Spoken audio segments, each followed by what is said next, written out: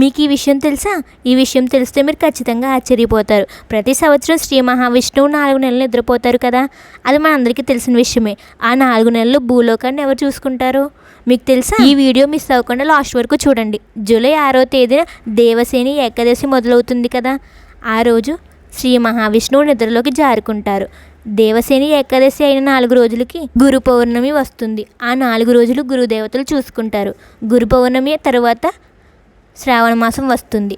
ఆ నెల మొత్తం మహాదేవుడు చూసుకుంటారు. శ్రావణ మాసం తర్వాత 19 రోజులు భాద్రపద మాసం మొదలవుతుంది. ఆ 19 రోజులు శ్రీకృష్ణుడు చూసుకుంటారు.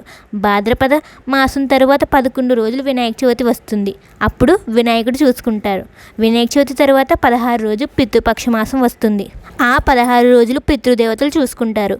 పితృపక్ష మాసం మరుసటి రోజు దేవీ నవరాత్రులు మొదలవుతుంది. ఆ 10 రోజులు దుర్గామాత చూసుకుంటారు. నవరాత్రి తర్వాత దీపావళి వస్తుంది. ఆ 10 రోజులు లక్ష్మీదేవి చూసుకుంటారు. చివరిగా 10 రోజులు కుబేరుడు చూసుకుంటారు. ఆ 10 రోజుల తర్వాత ఏకాదశి వస్తుంది. మళ్ళీ నవంబర్ 6వ తేదీకి విష్ణువు నిద్రలేచి భూలోకాన్ని చూసుకుంటారు. ఈ అందరి దేవుల్లో మీకు ఏ దేవుడు అంటే ఇష్టమో కామెంట్ చేసి చెప్పండి.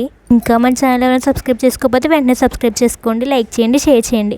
ఓం నమో భగవతే వాసుదేవాయ నమః. నెక్స్ట్ వీడియో చూడండి, చాలా బాగుంటుంది. ఓం నమో భగవతే వాసుదేవాయ నమఃకి అర్థం ఏంటో చెప్తాను.